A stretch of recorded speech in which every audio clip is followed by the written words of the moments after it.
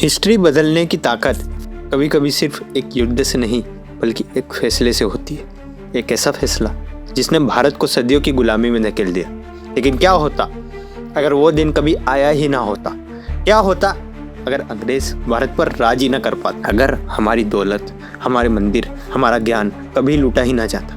कल्पना करो एक ऐसे भारत की जो कभी टूटा नहीं, जहाँ नालंदा फिर से दुनिया का सबसे बड़ा विश्वविद्यालय बनती, जहाँ मराठा, राजपूत और सिख साम्राज्य मिलकर एक अखंड भारत बनाते, जहाँ दुनिया की सबसे शक्तिशाली सेना भारतीय सेना होती, जहाँ लंदन नहीं दिल्ली दुनिया का सबसे अमीर शहर कहलाता और शायद आज पूरी दुनिया भारतीय सभ्यता के सामने झुकती। लेकिन इतिहास ने तो दूसरा रास्ता चुना, एक ऐसा रास्ता जिसने भारत में सिर्फ जमीन नहीं उसका भविष्य भी छीन लिया। तो आइए आज हम देखते हैं एक ऐसी दुनिया जहां अंग्रेज कभी भारत पर राज ही न कर पाते और भारत दुनिया की सबसे बड़ी महाशक्ति बन पाता। तो सुरेंद्र प्रताप जी, बिना किसी देर के शुरू कीजिए इस एपिसोड को। 45 ट्रिलियन डॉलर की संपत्ति अंग्रेज भारत से चुरा कर ले गए थे। वो साल जिसने भारत का भविष्य बदल दिया था। असल इतिहास में प्लासी की लड़ाई के बाद ईस्ट इंडिया कंपनी ने भारत में अपनी जड़ें मजबूत कर ली थी। लेकिन इस कहानी में इतिहास बदल चुका है। इस बार विश्वासघात नहीं हुआ। इस बार भारतीय राजाओं ने एक दूसरे से लड़ने के बजाय साथ लड़ने का फैसला कर लिया। बंगाल की धरती पर पहली बार मराठा, राजपूत और बंगाल की सेनाएं एक साथ खड़ी दिखती। अंग्रेजों को लगा था कि वो भारत को बाढ़ देंगे, लेकिन उन्हें नहीं पता था कि जब भारत एक होता है तो बड़े बड़े साम्राज्य मिट्टी में मिल जाते हैं। तोपें गरजी, तलवारें टकराई और कुछ ही घंटों में ईस्ट इंडिया कंपनी की सेना साफ हो चुकी। उनके सैनिक भाग रहे थे, उनके जहाज जल रहे थे और पहली बार अंग्रेजों ने डर महसूस किया। भारत उनके लिए सिर्फ एक व्यापार नहीं था, वो उनका सपना था। एक ऐसा सपना जो अब उनकी आंखों के सामने चल रहा था। प्लासी की उस हार के बाद अंग्रेजों को भारत छोड़ना पड़ा। लेकिन सबसे बड़ा बदलाव आना अभी बाकी है, क्योंकि पहली बार भारतीय राजाओं को एहसास हुआ कि अगर वो साथ रहे तो दुनिया की कोई ताकत उन्हें गुलाम नहीं बना सकती। अंग्रेजों की हार के बाद भारत तुरंत कोई सुपर पावर नहीं बनता। असल में सबसे बड़ी चुनौती अब शुरू होती। भारत कई बड़े राज्यों में बटा हुआ था। मराठा, सिख, मैसूर, राजपूताना, बंगाल।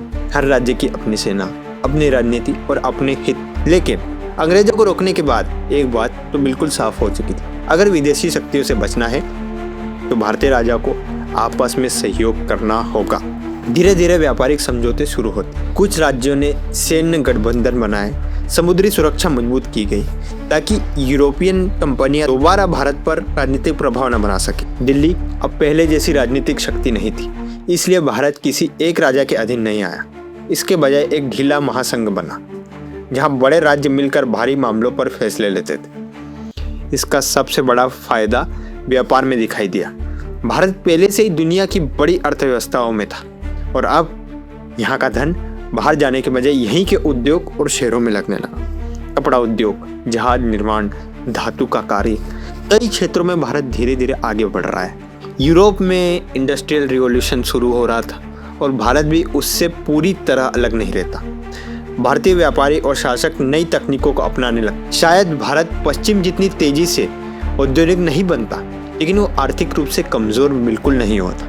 और सबसे बड़ा अंतर यह होता, भारत अपने फैसले खुद ले रहा होता। लेकिन अंग्रेजों के ना आने का मतलब ये नहीं था कि भारत में अभी भी सब कुछ शांत है। असलियत में सत्ता के लिए संघर्ष और भी बढ़ सकता था। मराठा साम्राज्य तेजी से फैल रहा था, सिख शक्ति उत्तर में मजबूत हो रही थी, दक्षिण के राज्य अपने व्यापार पर नियंत्रण करना चाहते थे। और जब एक बड़ा दुश्मन खत्म हो जाता है तो पुराने मतभेद फिर से सामने आने लगते। भारत का महासंघ कमजोर पड़ने लगता। कुछ राज्य ज्यादा शक्ति चाहते थे, कुछ को डर था कि कोई एक साम्राज्य पूरे भारत पर कब्जा कर लेगा।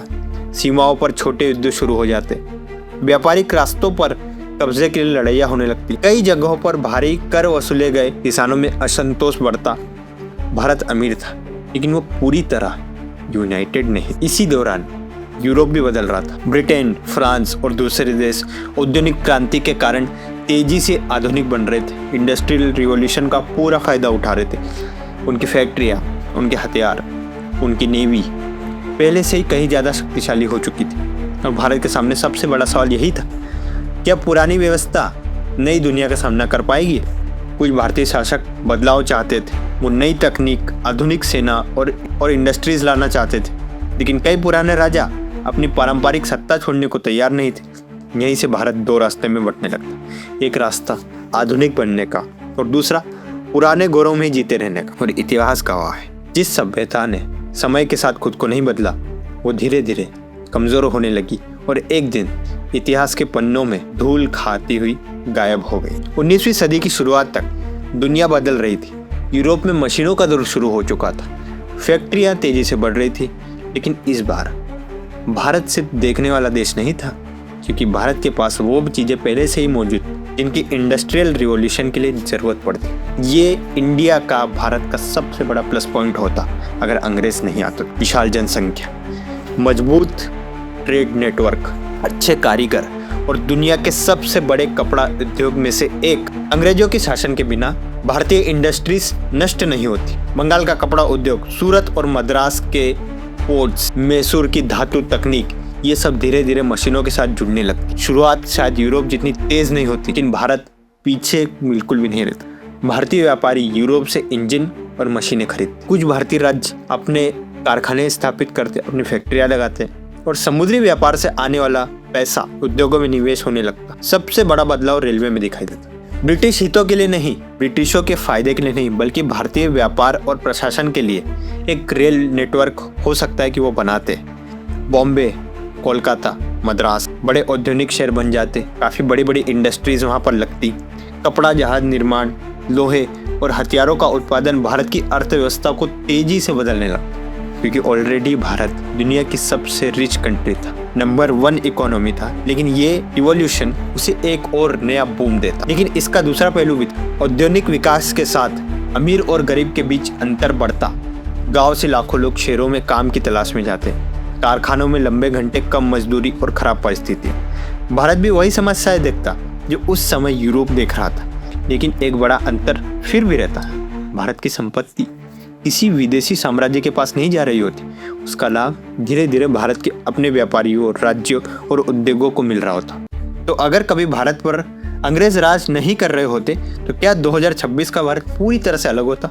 शायद हाँ, लेकिन वो कोई परफेक्ट दुनिया नहीं होती। भारत फिर भी संघर्ष करता, हर देश करता है। हर देश में कुछ ना कुछ समस्याएं होती हैं, सत्ता की लड़ाइयाँ होती, आर्थिक असमानता थोड़ी रहती, लेकिन एक चीज बिल्कुल अलग है, भारत अपने फैसले खुद ले रहा होता। संभव है कि भारत 19वीं सदी के अंत तक एशिया की सबसे बड़ी इंडस्ट्रियल पावर बन चुका होता। शायद भारत का पार्टीशन कभी नहीं होता और शायद दुनिया की सबसे बड़ी कंपनियों में आधी से ज्यादा कंपनियां भारत की होती। लेकिन इतिहास सिर्फ हमारे प्रिडिक्शंस, इमेजिनेशंस और संभावनाओं से नहीं चलता। असल भारत ने गुलामी भी देखी, कई अकाल देखे, भुखमरियां देखी, विभाजन भी देखे और कई दशकों की गरीबी भी देखी। आज भी है, फिर भी उसी भारत ने खुद को दोबारा खड़ा किया। 1947 में आजादी के बाद जिस देश को टूटा हुआ माना जा रहा था, वही देश 2026 तक दुनिया की सबसे बड़ी अर्थव्यवस्थाओं में शामिल हो चुका है। लेकिन हमारे देश में पर कैपिटा इनकम आज भी काफी लो है। आज भी अमीर और गरीब का फर्क काफी बड़ा है।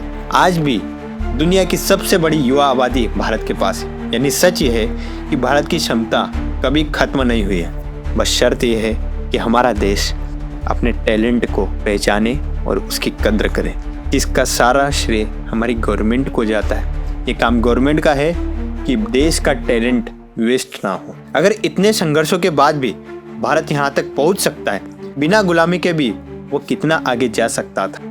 आज के इस वीडियो में इतना ही। तब तक के लिए जय श्री राम।